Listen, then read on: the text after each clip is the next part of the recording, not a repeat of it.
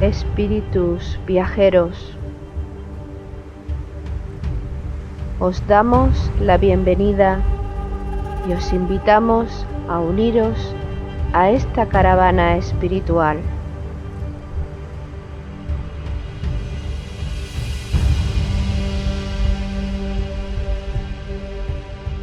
Recorreremos los áridos desiertos de nuestro egoísmo personal.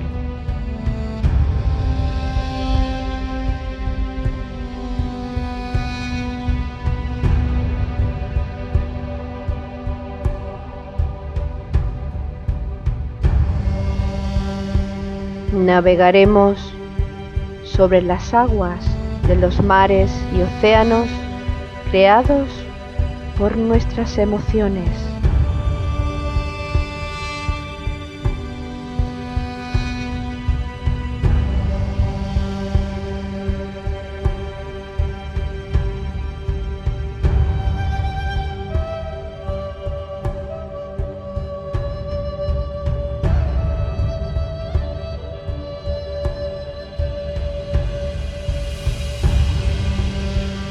Caminaremos por los fértiles valles de nuestro despertar espiritual.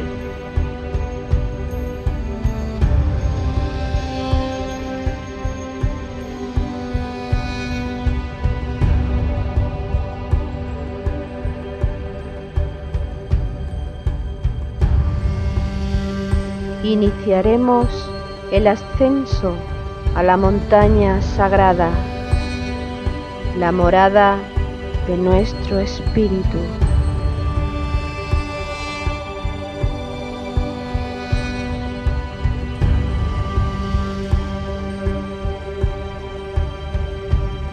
Espíritu viajero, si sientes la llamada de tu corazón deseoso, únete a nuestra caravana hacia Shambhala con alegría y gozo.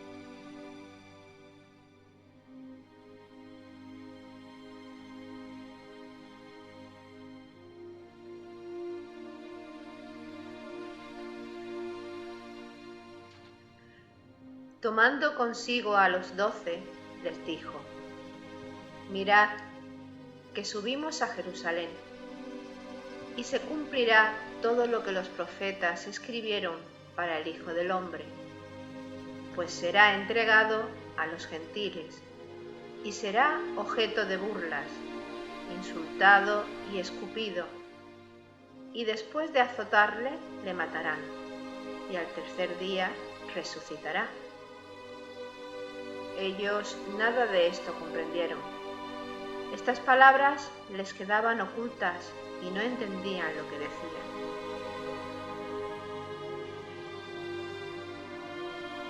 En los días previos a la Pascua judía, Jesús anuncia por tercera vez a los 12 discípulos los acontecimientos de su pasión, muerte y resurrección.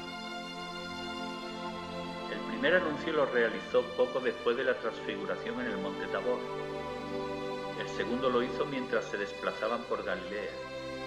Y el anuncio final, relatado en el capítulo 18, versículos 31 al 34 del Evangelio de Lucas, es transmitido por el Nazareno dando detalles muy concretos del proceso que iba a padecer. El Hijo del Hombre, que estaba en el Padre y tenía al Padre en él, era conocedor de su destino. Un destino que había sido profetizado siglos atrás en diversas ocasiones. A pesar del atroz martirio al que sería sometido, lo afrontó con la decisión, valentía y convicción que proporcionan ser conocedor de que eres el mensajero del amor.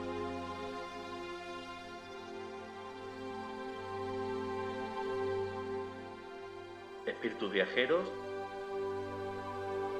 almas en evolución, queridos hermanos expedicionarios, queridas hermanas expedicionarias, os damos la bienvenida y os invitamos a que nos acompañéis en esta 17ª jornada de nuestra caravana espiritual hacia Shambhala. Organizan la caravana Paco Ortiz y Loli Bermúdez. Armonizan nuestra singladura las melodías inspiradas por el amor de los corazones de Juan Carlos García y Jesús Aragón.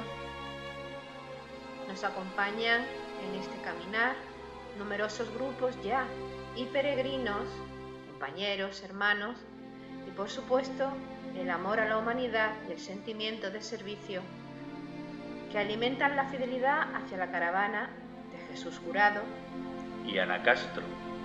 Saludos, queridos hermanos. Hola, buenas tardes y esperemos que esta caravana surta los efectos que debe surtir. Muy buenas y muchas gracias por compartir una nueva experiencia. Una experiencia que formará parte de, calculamos aproximadamente de 3 a 4 jornadas, en las que haremos referencia y analizaremos la última semana de vida del gran Nazareno, del gran Maestro. Es decir, iniciaremos el viaje de la Pascua judía que recorrió Jesús, comenzando con su entrada triunfal en Jerusalén y finalizando con todo el proceso trágico de su captura, martirio y muerte, y la gloria, la loa del Espíritu de su triunfal resurrección.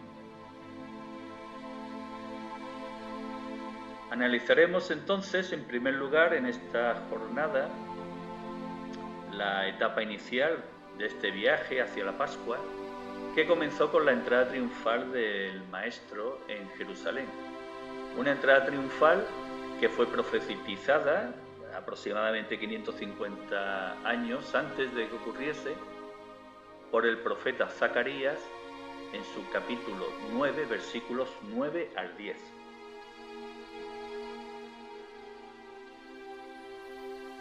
Exulta sin freno, hija de Sión, grita de alegría, hija de Jerusalén. He aquí que viene a ti tu rey, justo él y victorioso, humilde y montado en un asno, en un pollino, cría de asna. Él proclamará la paz a las naciones, su dominio irá de mar a mar y desde el río hasta los confines de la tierra.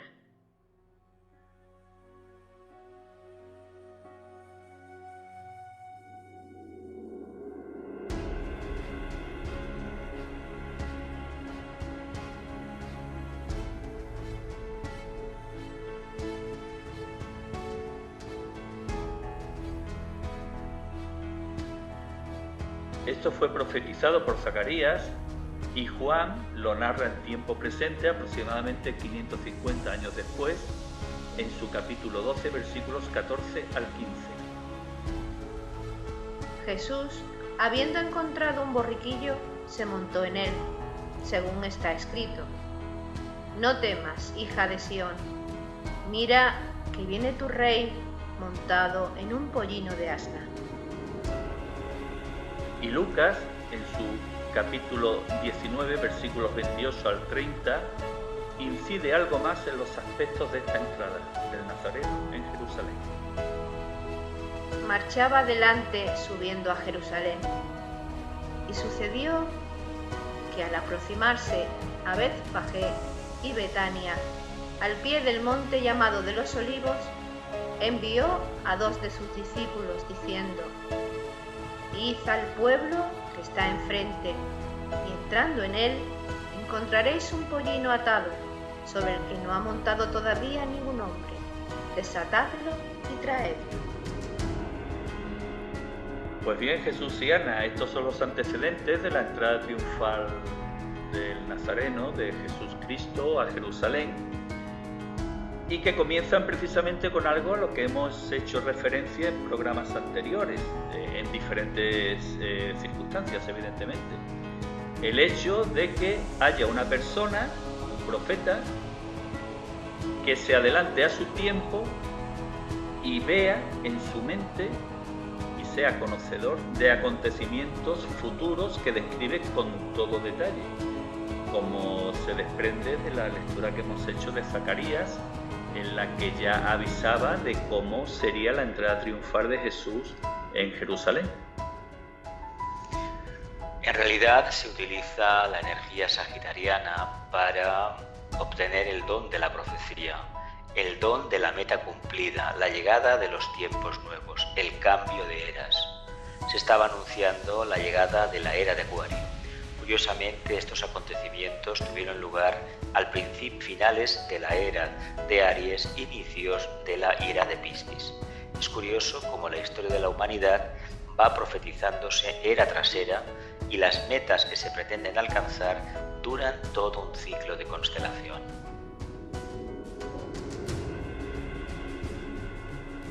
Quizás por ese motivo en este anuncio de eras se hace hincapié en el hecho de que Jesús proclamará su dominio de mar a mar y desde el río hasta los confines de la tierra. Parece como si nos indicase de que para llegar a su estado tenemos que trascender todo el aspecto emocional. Nos está diciendo que Él dispone de una conciencia interdependiente, una conciencia que es capaz de abarcarlo todo y de manifestarse a través de todo, especialmente del reino humano, y como bien expresas, de mar a mar, de río a río y de montaña a montaña, los 4 puntos cardinales. Y es curioso, Ana, que esta entrada se realiza de una forma atípica. El pueblo judío esperaba recibir a su rey, y un rey normalmente cuando hace una entrada triunfal en una ciudad en la que le espera todo el pueblo para agasajarle, lo hace a lomos de un caballo normalmente brioso. Sin embargo, Jesús, para dar cumplimiento a la profecía, entró a lomos de un asno. Creo que es bastante significativo, ¿no? Pues sí, pero parece ser que cabalgar en un pollino no era considerado como una señal de humildad. La gente rica e importante cabalgó en este animal.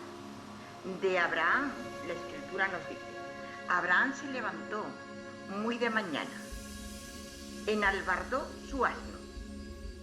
Los asnos blancos eran usados por personas de alto rango. Vosotros, los que cabalgáis en asnas blancas, los que presidís en juicio y vosotros, los que viajáis, hablad. Estos asnos blancos se usan hoy en muchos lugares en el Oriente por gente de alta posición social. O sea que realmente todo tiene un significado. Y el asno usado como símbolo de tiempo de paz. El caballo ha simbolizado los tiempos de guerra y el asno tiempo de paz. Es curioso que en Estados Unidos, por ejemplo, el Partido Republicano tiene un elefante de animal, de símbolo, y el Partido Demócrata tiene un burro, un asno. Y es curioso que este animal ha acompañado la historia de la evolución, un animal de carga, de una gran humildad, y que, por ejemplo, el pueblo gitano durante muchísimo tiempo lo consideró no como un animal de carga, sino como uno más de la familia. Y la entrada en asno en la ciudad, en el templo, aparece como perfectamente preparada por Jesús. Solo Él tiene las claves de su significado. Sus discípulos que se adelantan a por el animal no conocen las claves profundas de lo que va a acontecer. De su significado ritual, Jesús ha preparado su entrada de acuerdo con la tradición. Su proceder es el de un arquitecto con conciencia mesiánica. O sea que el significado del asno es un significado profundo y que seguramente ni siquiera alcanzamos a comprender ahora. E incluso en el caso del maestro, el significado se amplifica en el sentido de que el asno que elige no había sido montado todavía por ningún hombre. Claro. Nos habla de símbolo de pureza. No estaba tocado por el pensamiento concreto. Es un arquetipo evolutivo. Bueno, pues ya parece que hemos desgranado el primer aspecto de esta entrada. Prosigamos. El evangelista Juan, en el capítulo 12, versículos 13 al 14, narra cómo la muchedumbre se enteró de la llegada del Nazareno. Al día siguiente, al enterarse la numerosa muchedumbre que había llegado para la fiesta de que Jesús se dirigía a Jerusalén, tomaron ramas de palmera y salieron a su encuentro gritando: «Hosanna, bendito el que viene en nombre del Señor y el Rey de Israel». Es una lectura corta, pero que contiene muchos aspectos simbólicos que debemos de analizar. Sobre todo porque la intención que tratamos de seguir o de cumplir a lo largo de las jornadas de la caravana es hacer de este viaje iniciático de Jesús Cristo un viaje iniciático en cada uno de nosotros. Si os parece, podemos analizar estos aspectos de los que habla Juan. Habla de una muchedumbre. Esta muchedumbre, por supuesto, es el pueblo externo, el pueblo de Jerusalén, pero trasladado a nivel interior, ¿qué podría significar? Los ruidos de la personalidad, las apetencias, los deseos, las múltiples variedades de la sustancia pensante, todo eso que los humanos lo consideramos y lo tenemos por un bien precioso, en el fondo son un auténtico obstáculo para que el culto solar, el verdadero mensaje del Nazareno, se pueda establecer. Y yo creo que podríamos decir que la muchedumbre, la algarabía y la fiesta hace referencia, como ya hemos dicho, a la personalidad, sin lugar a dudas todavía no purificada, puesto que se manifiesta una alegría con vítores de entusiasmo que no se corresponden con las actitudes posteriores ante los sucesos de sufrimiento y pasión de Cristo, donde hasta sus discípulos le negaron. Y quizás aquí también se nos está diciendo la gran pureza y valentía con que hemos de dotar a nuestra personalidad. Y para recibirlo eligieron una planta que simbólicamente parece que no se trata de una planta cualquiera. Hablamos de la palmera, de una planta solar. Es que la palmera no es un árbol. Son diferentes ramas, igual que la platanera, son diferentes ramas que van saliendo hacia arriba, van buscando la luz, van generando una antacarana, un camino de unión con el Padre. Por lo tanto, lo que vemos, a diferencia del árbol tradicional, es que son las ramas las que van formando el tronco. Y sabéis que llega un momento que la palmera se van secando las ramas y van cayendo. Lo que hacemos los humanos es ir quitándolas para que no haya ningún accidente, para recibir una cuestión estética. Pero la palmera va creciendo y a medida que crece va secando las ramas más viejas. Es otra manifestación más de la unidad que somos. Exacto. Qué interesante. Y la muchedumbre recibe al Señor, al Rey de Israel, al grito de Hosanna. Pero como se ha visto, eran unos vítores efectivamente sin una personalidad purificada, porque al poco de tiempo, ante la pasión y sufrimiento de Cristo, hasta le negaron los propios apóstoles.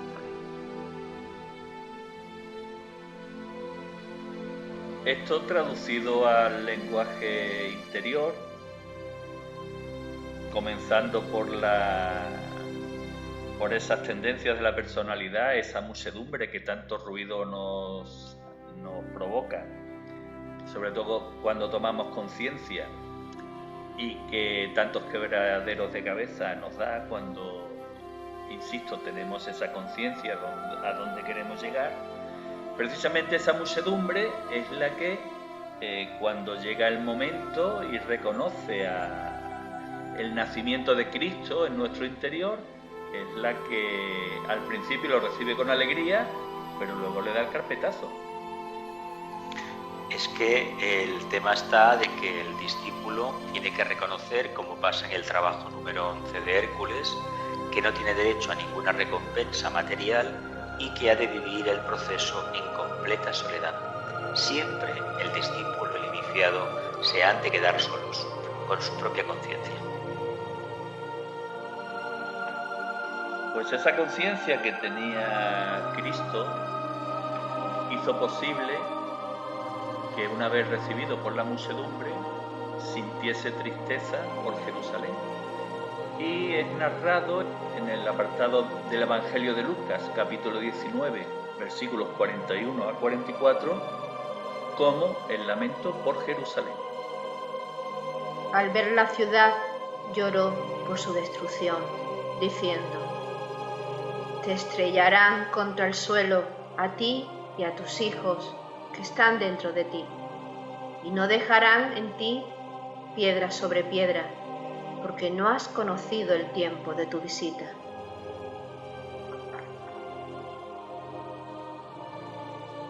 Seguramente la verdadera ciudad de Israel es el templo vivo en que debe convertirse nuestra personalidad, donde debe nacer y crecer la energía crística, no como figura, sino como esa energía de amor, justicia y poder al servicio del bien. Jerusalén significa la ciudad de la paz, y por lo que sabemos esotéricamente, Palestina y concretamente la ciudad de Jerusalén es el plexo solar de la humanidad. Por lo tanto, el mensaje crístico tiene su profunda revelación y misterio en la propia Jerusalén. Ahí acontece la realización en el templo, el contacto con los maestros, con los rabinos mayores y muy especialmente todo el mito de la cuarta iniciación o la pasión y muerte y resurrección de Jesucristo.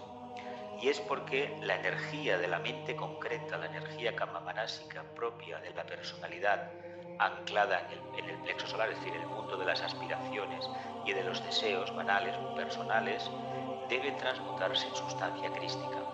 Él, el Nazareno, el gran maestro, nos enseñó el camino. A través de la devoción, a través de la aspiración, llegaremos al centro cardíaco. Si Jerusalén es la ciudad santa que está en nuestro interior, se podría establecer una diferenciación clara en qué tipo de Jerusalén tenemos.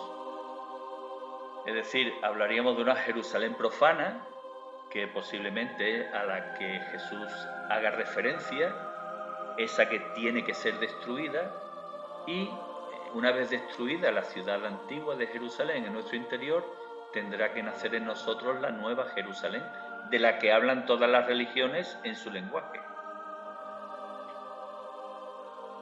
Claro, yo creo que es efectivamente la personalidad, que hay que purificarla, que hay que sutilizarla para hacer de ella ese templo vivo.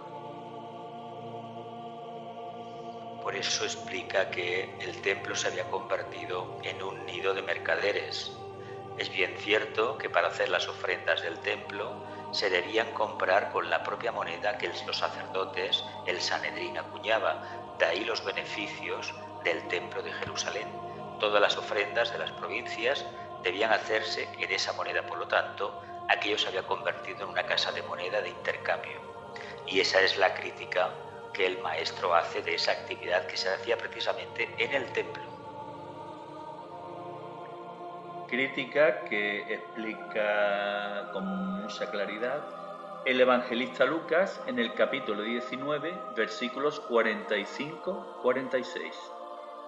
Entrando en el templo, comenzó a echar fuera a los que vendían, diciéndoles: está escrito, mi casa será casa de oración, pero vosotros la habéis hecho una cueva de bandidos. Esta expulsión se produce en la semana de la Pascua, Pero previamente, poco después de las bodas de Caná, el evangelista Juan explica en su capítulo 2, versículos 13 al 16, que Jesús ya arrojó y expulsó a los mercaderes del templo con un látigo de cuerdas. Esto debe de ser simbólico, porque yo no veo a Jesús haciendo un látigo con cuerdas para expulsar allí a los mercaderes, ¿no? Sí, pero tuvo que... A ver, el sexto rayo, las energías de sexto rayo, de aspiración, de devoción, de idealismo, suelen tener personalidades con una voluntad de acero. El maestro, el que fue después maestro Jesús, que en aquel momento tenía una tercera iniciación, tenía una fortísima personalidad, tenía una determinación tremenda, aparte del amor que tenía. Por lo tanto, es muy probable que más de una vez dijera palabras que a lo mejor alguna persona hoy en día podría quedarse un poco escandalizada, en el sentido de utilizar un tono imperativo, autoritario y cortante, especialmente hacia aquellas almas que él sabía perfectamente y ellas sabían perfectamente también que estaban haciendo las cosas muy mal. Hombre, convertir un templo en una casa de cambios, en un lugar donde se jugaba a las comisiones, se jugaba a sacar el porcentaje mayor, francamente no hay nada más lejos de la espiritualidad que esa actividad. Pero yo, pese a eso, también sí creo que efectivamente debía de ser algo simbólico, porque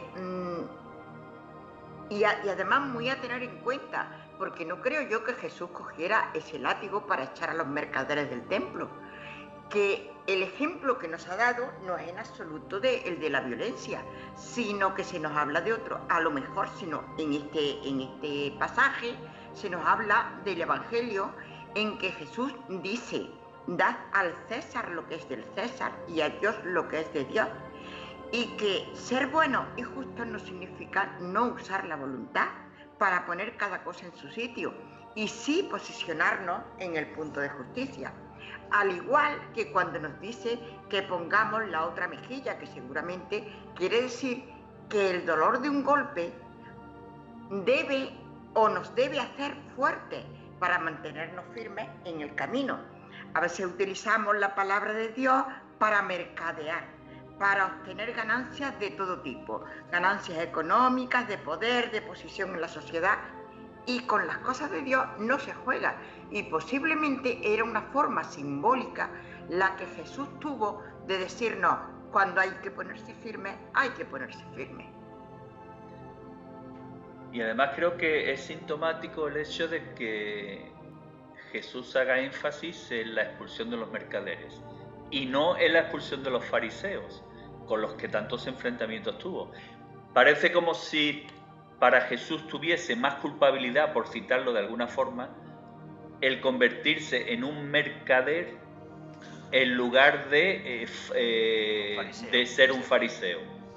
Hay que decir que condenó a los dos, porque a los fariseos, a los hipócritas, les denominó sepulcros blanqueados, es decir, conciencias negativas, profundamente negativas. Se caracterizaban los fariseos por los golpes de pecho, es decir, hacían oraciones en público mirando a todo el mundo para ser observados, o daban limosna mirando a todo el mundo para ser observados. Claro, eso es una actitud profundamente egoísta, que corresponde a un tipo de conciencia que prácticamente es larvaria, es mínima. El otro tema, el tema de convertir un templo, imaginemos por un momento, vamos a trasladarlo literalmente la experiencia, hacemos una analogía a la vida actual. ¿Os imagináis una catedral, una mezquita, una sinagoga, una pagoda convertida en una oficina de cambio? Para hacer una ofrenda hay que cambiar tu divisa, euros, dólar, en otra moneda, para de esta forma halagar a los dioses determinados, etcétera, etcétera. ¿Qué nos parecería en estos tiempos esa traslación literal de ese mensaje? Literal digo, no simbólica, literal. Nos parecería una aberración, ¿verdad? Imaginaos que vamos a una catedral y nos obligan a cambiar una moneda diferente. Vamos a ver, esto es un negocio. La espiritualidad no va precisamente por aquí. No es que el dinero sea perverso, no lo es. Es espiritual, es el uso que se hace de él. Por lo tanto, entendamos que en esa actitud, que era prácticamente en aquella época muy extendida, no olvidemos que la humanidad, a una parte de ella, Le interesa trabajar el tema del dinero, el tema de la búsqueda del oro, da riqueza y evidentemente si da riqueza da comodidad y da tiempo precisamente para dedicarse a la espiritualidad. Lo que tal vez el maestro quería señalar aquí es que ese no era el lugar para hacer ese tipo de actividades. Y yo creo que también el decirnos y el hacernos ver para cualquier tiempo, porque todavía se sigue haciendo, mercadear con la palabra de Dios. Y eso yo creo que está por encima, porque si soy un sepulcro blanqueado, un fariseo, etcétera, y estoy jugando conmigo misma, está mal. Pero si encima saco una ganancia X con esa palabra de Dios, con esa espiritualidad, yo creo que es peor todavía. Claro, y de alguna forma establece la gravedad del hecho de que no es lo mismo que nosotros faltemos a la verdad con nosotros mismos, es decir, que nos autoengañemos, al hecho de que invitemos al engaño a los demás haciendo un uso indebido de la palabra de Dios y del templo de Dios. Pues ahora analicemos una gran enseñanza, la enseñanza que Jesús le transmitió a los griegos. Este pasaje está explicado por Juan en el capítulo 12, versículos 20 al 30, y el evangelista nos explica que a la fiesta de la Pascua acudieron algunos griegos para proceder a la adoración. Y estaban muy interesados en conocer a Jesús. Transmitieron este deseo a algunos de sus discípulos y entonces Jesús les correspondió. Y cuando estuvo ante ellos, les dijo unas palabras que las vamos a analizar en 3 fases diferentes. En primer lugar, Jesús les respondió: Ha llegado la hora de que sea glorificado el Hijo del Hombre. En verdad os digo, si el grano de trigo no cae en tierra y muere, queda él solo, pero si muere, da mucho fruto.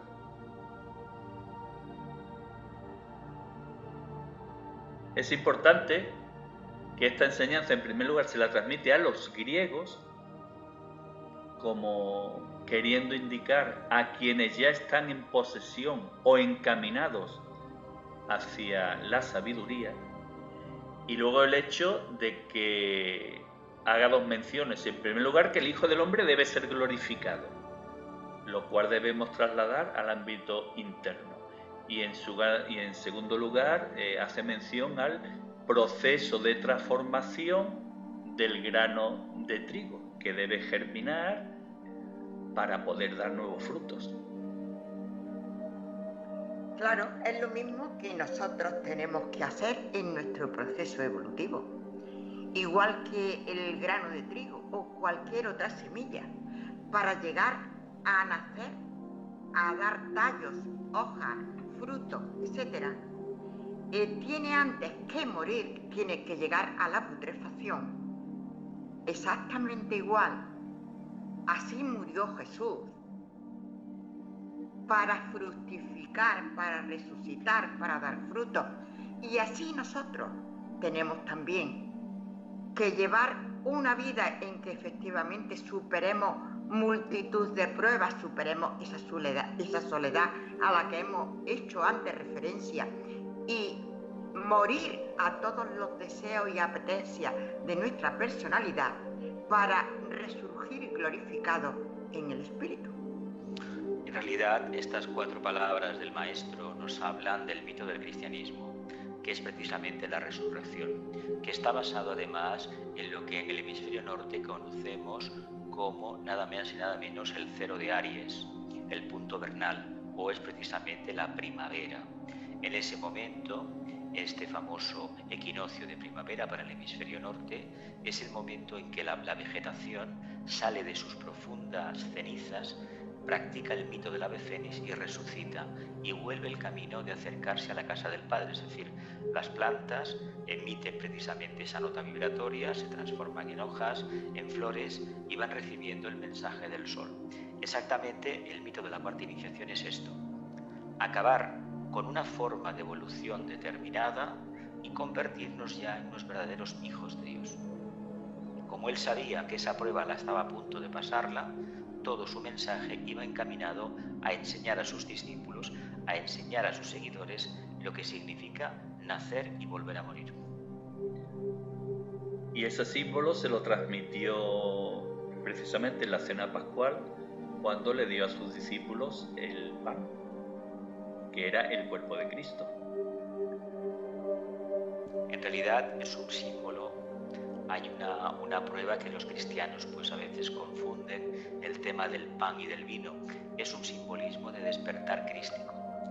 Aquellos que han profundizado en el tema pueden entender que este pan, si ha sido consagrado realmente acorde a un espíritu de fraternidad, es un pan que tiene poderes curativos, poderes de sanación, y aquellas personas que pueden ingerir una pequeña porción del mismo sí que realmente pueden aliviar las penas de su vehículo emocional. Esa cualidad sí que la tiene de verdad el vehículo, la conciencia crística. Por lo tanto, cuando se ha hecho una verdadera invocación en la misa, sea por parte del sacerdote y los feligreses han estado en perfecta comunión con el sacerdote, la hostia consagrada tiene una característica especial, tiene la virtud de sanar. Jesús prosiguió sus enseñanzas a los griegos del siguiente modo: El que ama su vida la pierde, y el que odia su vida en este mundo la guardará para una vida eterna. Si alguno me sirve, que me siga, y donde yo esté, allí estará también mi servidor. Si alguno me sirve, el Padre le honrará. Hace mención a la verdadera vida y el servicio a Cristo. Insiste nuevamente el Maestro en que la razón de vivir del cristianismo y de ser de la conciencia crística está en la comprensión del mensaje que el Buda nos enseñó siglos antes, el desapego. Hay dos formas de entender la vida: en la periferia, que sería padecer las consecuencias de lo que en budismo se denomina la rueda de Samsara, o vivir en el centro, que es el nirvana. Aquí el Cristo lo que nos dice es que si nos desapegamos, vivimos en la vida eterna, que es el centro. Pero los humanos, por nuestra dual constitución, preferimos vivir en la periferia. De ahí que tengamos karmas, tengamos problemas y vida tras vida tropecemos siempre en la misma piedra. Pero fijémonos que nos dice: si alguno me sirve, que me siga. Y el seguimiento a Cristo o a Jesús, Jesucristo, él nos dio un ejemplo bien patente. Es el ejemplo del grano de trigo al que hace referencia, de morir, sufrir y posteriormente a ese gran sufrimiento fructificar. Pues precisamente Jesús, a ese sufrimiento al que has hecho mención, Ana, no permaneció inalterable, y en el mensaje que transmitió a los griegos manifestó la turbación de su alma. Ahora mi alma está turbada. ¿Y qué voy a decir? Padre, líbrame de esta hora. Pero si he llegado a esta hora para esto, Padre, glorifica tu nombre. Vino entonces una voz del cielo: le he glorificado y de nuevo le glorificaré. La gente que estaba allí y lo oyó decía que había sido un trueno. Otros decían: le ha hablado un ángel. Jesús respondió: no ha venido esta voz por mí, sino por vosotros. Ahora es el juicio de este mundo. Ahora el príncipe de este mundo será echado fuera, y yo, cuando sea levantado de la tierra, atraeré a todos hacia mí. Yo creo que son es un relato precioso que nos invita a reflexionar con alegría, porque claro, el camino no cabe duda que es duro, pero lo que nos espera es la glorificación, que le vino a Cristo y nosotros seguiremos con Él en esa glorificación si realmente le seguimos.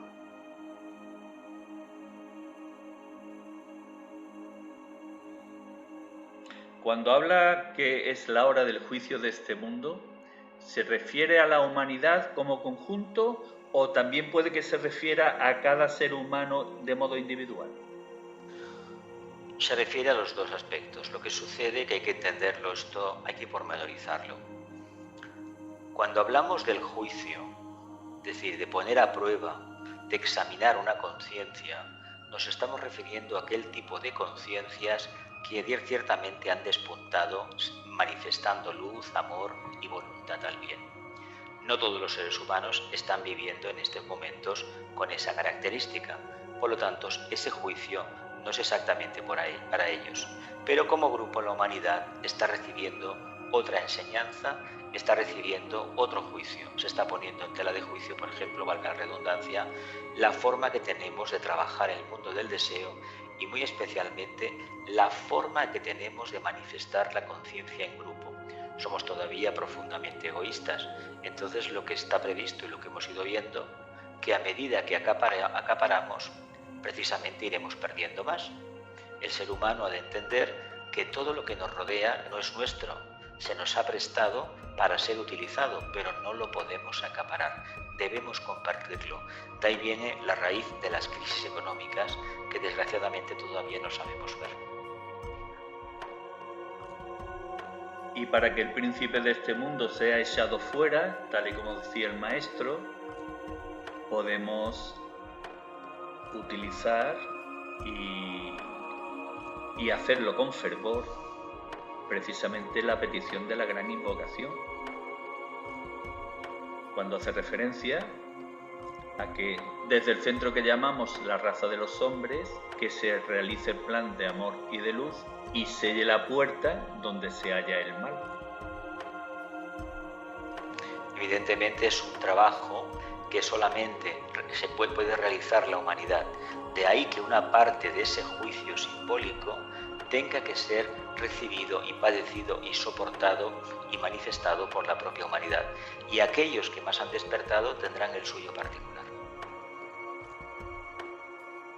Yo creo que a través de los tiempos hemos estado bastante confundidos y hemos pensado, o por lo menos la mayoría de las religiones, y hemos confundido que llegar a la gloria y a la iluminación es como un favoritismo de Dios por esos hijos que, según se ha venido diciendo, es un elegido de Dios, pero el Padre no tiene favoritos ni elegidos, tiene hijos y todos son igual de queridos, y Él precisamente por ser igual de queridos nos dio su gran ejemplo y nos dio el gran ejemplo de que, manifestándose como ese Hijo de Dios que también somos nosotros, supo aceptar la voluntad de Dios, costándole tanto trabajo que dijo: si es posible que pase de mí este cáliz, pero no se haga mi voluntad sino la tuya. Y nosotros tenemos que seguir ese camino afrontando y contrariando esos deseos, emociones, egoísmo, etcétera, etcétera, que tantas trabas nos ponen en el camino y tanto nos hacen retrasarnos para esa purificación de la personalidad que debe ser el templo divino. Es que el mensaje crístico son dos mensajes en uno. En lo que respecta al discípulo Jesús es la cuarta iniciación. Es el mito que se recoge en el signo de Piscis del retorno a la casa del Padre. Indica que una conciencia, una mónada, se ha liberado de la esclavitud de la materia, ha dejado de ser humana, ha llegado a la fase humana, la ha superado y prácticamente trabaja en una fase muy arquetípica, búdica. Ya no trabaja a través del aspecto manásico o aspecto mental divino, sino a través del aspecto conciencia de la mónada o átomo búdico permanente. Y por el otro lado, la expresión de la conciencia crística se la debemos a ese maestro que se presentó a la prueba y que utilizó el cuerpo de Jesús. De ahí viene que a veces confundamos Jesús Cristo. Son dos entidades, pero para el ser humano lo que importa es manifestar las cualidades de la cuarta iniciación, porque ahí, en esa etapa crística, en esa etapa crítica de la evolución, podremos darnos cuenta del potencial que tiene el Padre y de lo que el Padre nos tiene preparados a todos. Hasta ese momento podemos especular mucho, pero siempre estaremos bajo la vivencia de una vida profundamente dual. Pues bien, para finalizar la jornada actual, haremos lectura de unas palabras del maestro que hacen referencia a la ruina de Jerusalén y que, viendo lo que estamos viendo a diario y a medida que va pasando el tiempo, parece que cada vez cobran mayor actualidad. Las narra el evangelista Lucas en su capítulo 21, versículos 8 al 19. Él dijo: mirad, no os dejéis engañar, porque vendrán muchos usurpando mi nombre y diciendo: yo soy, y el tiempo está cerca. No les sigáis. Cuando oigáis hablar de guerras y revoluciones, no os aterréis, porque es necesario que sucedan primero estas cosas. Entonces les dijo: se levantarán nación contra nación y reino contra reino. Habrá grandes terremotos, peste y hambre en diversos lugares. Habrá cosas espantosas y grandes señales en el cielo. Las señales en el cielo no las he visto, pero las cosas espantosas a diario. Sí, y yo creo que esto es algo muy a tener en cuenta, que no nos dejemos engañar por nadie que nos diga yo soy, el fin está cerca. Alejemos de nuestra vida el miedo a las guerras ni a las hecatombes, porque todo esto es necesario. O sea, está dentro del plan de Dios. No porque Dios quiera que sucedan esas hecatombes y esas guerras, pero las provocamos nosotros. Y lo mismo que las provocamos, tenemos que destruir lo malo y negativo que hemos construido para que efectivamente llegue lo bueno, lo bello y lo verdadero. Realmente ya hay voces por ahí que están diciendo Cristo está ya aquí en la tierra, Cristo ha vuelto a encontrarse con la humanidad. Bueno, ¿por qué tenemos que estar apegados a eso? Cuando Cristo venga, o igual ya ha venido, lo verán quienes lo tengan que ver. Y no hay que dar más pábulo, ni más miedo, ni más otra vez algarabía como el recibimiento en Jerusalén, porque ahí está la personalidad. En realidad, los tiempos han cambiado en esto, la comprensión es mayor, la humanidad afortunadamente es más mental y puede captar mejor el arquetipo abstracto. Por lo tanto, de lo que se trata es de expandir esa conciencia crística que tanto se esforzó el discípulo Jesús y el Maestro, el que después fue el Cristo, el Bodhisattva, en poder transmitir a los humanos. Existe un punto neutro dentro de nuestra constitución etérica, en el chakra cardíaco, que corresponde con el corazón físico, que nos conecta directamente con la casa del Padre. El camino de acercamiento es a través de la intuición, no pasa por la mente.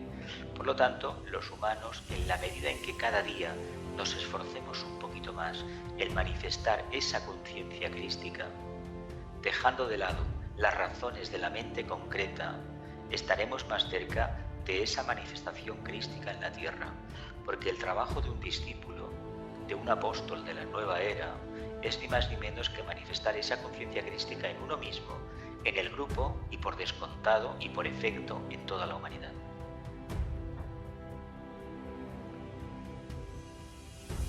Queridos hermanos, queridas hermanas, al borde de este lago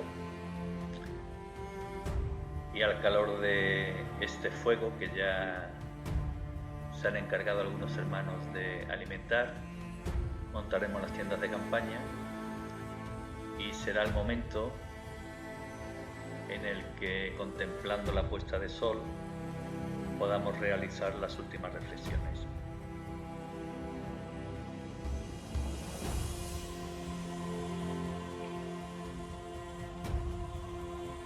Pues mi reflexión es que me quedo con los textos de este programa en el que nos advierte de no seguir a falsos profetas y anunciadores. Me parece muy importante. Y estoy segura que los tiempos de las señales, yo creo que ya son estos que estamos viviendo, ya cada cual con su trabajo interno y por ello con su apertura de conciencia. Ya irá descubriendo y se dará cuenta de esa venida crística anunciada. Así que después de mi reflexión, pues me voy a una de las carpas que ya están siendo montadas, a un grupito que veo donde reconozco pues a Ernesto, a Mari Carmen, a Asunción y Miguel, a María José, Fermina, a Ángela y a Francisla y muchísimos más amigos que están por allí. Me voy con ellos a saludarlos y a ver qué me cuentan. Me parece estupenda tu reflexión, Loli.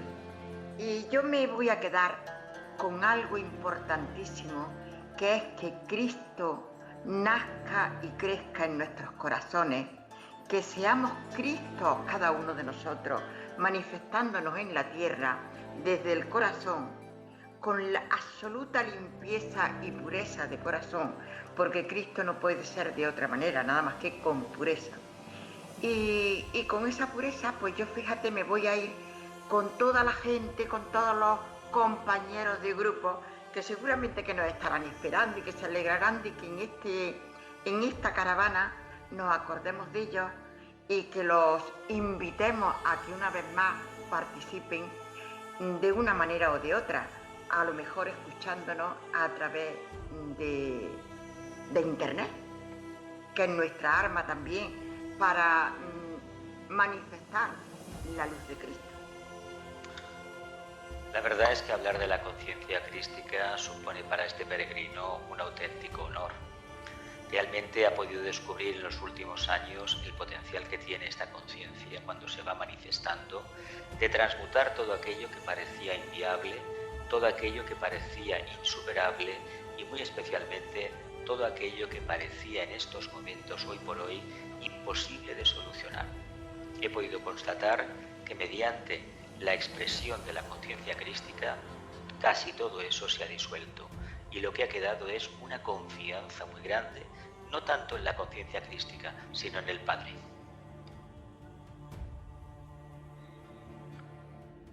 Hablar de la conciencia crística llena nuestro corazón. Yo creo que cuando lo hacemos realmente nos sentimos felices y dichosos, porque somos conscientes de que no hablamos de una religión en concreto, hablamos de una energía universal que debe manifestarse en cada uno de nosotros para que se produzca el milagro de nuestra muerte y resurrección. Y ante el conocimiento de una labor de tantísima magnitud, ¿cómo no vamos a turbarnos? Si nos sentimos tremendamente inferiores cuando nos comparamos a Él, al Gran Maestro. Si Él en su magnanimidad, en su grandeza, sintió turbación en su alma, extrapolemos esa turbación a cada uno de nosotros en nuestra infinitesimal insignificancia en comparación con Él, y seamos conscientes de que cada vez que en nuestro caminar nos fijamos un reto de cambio, que será una piedrecita que ayudará a alcanzar la transfiguración, la creación de este cuerpo de luz en cada uno de nosotros, pues como digo, cada vez que tomamos conciencia de ello, nuestra alma se turba, porque toma conciencia de la dificultad del reto. Pero ahí está la grandeza, en que precisamente Él nos dio un rayo de esperanza, porque Él nos dijo que cada uno de nosotros tiene plantada su semilla crística en nuestro corazón, y cada uno de nosotros, cuando pensamos en Él, la alimentamos y fortalecemos.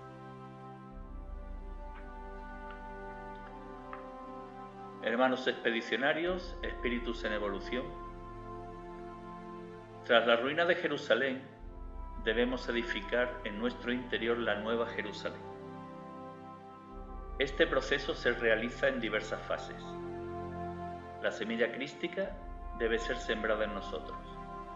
Para que arraigue el suelo, ha debido ser fertilizado previamente. Necesita de alimento espiritual para su desarrollo. A medida que vaya creciendo, debe hacer frente a las malas hierbas y deshacerse de ellas. Una vez reconocida en su entorno, recibirá los ataques de los habitantes de la antigua Jerusalén, quienes, en su desesperado afán por destruir el verdadero reino que vislumbran, provocarán la autodestrucción de sus viejas estructuras. Este proceso nos abrirá la puerta que conduce al Jordán, para ser bautizados por Juan Bautista, que representa el aspecto más elevado de nuestra personalidad, y será Él quien reconozca a Cristo en nosotros y lo bautizará para que descienda sobre Él el Espíritu Santo. El estado de nuestro mundo interior se refleja en el mundo exterior en el que desarrollamos nuestra vida material. La humanidad vive tiempos convulsos, en los que se acrecienta la división entre seres materiales y seres espirituales, o, expresado en términos duales, entre el bien y el mal. Consecuencia de ello, aumentan las voces de investigadores que, aplicando criterios sintéticos, vuelven sus ojos hacia el mito de la Atlántida, para darle autenticidad histórica y para descubrir el porqué de su destrucción. Este hecho debe ayudarnos a reflexionar sobre la situación actual de la humanidad en la última lectura que vamos a realizar en nuestra caravana en el día de hoy. Cristo profetizó la destrucción de Jerusalén, pero transmitió a todos aquellos que creen en Él un halo de esperanza. Tras las señales en el cielo, verán venir al Hijo del Hombre en una nube con gran poder y gloria. Evangelio de Lucas, capítulo 21, versículos 25 al 27. Habrá señales en el sol, en la luna y en las estrellas, y en la tierra angustias de las gentes, perplejas por el estruendo del mar y de las olas, muriéndose los hombres de terror y de ansiedad por las cosas que vendrán sobre el mundo, porque las fuerzas de los cielos serán sacudidas. Y entonces verán venir al Hijo del Hombre en una nube con gran poder y gloria.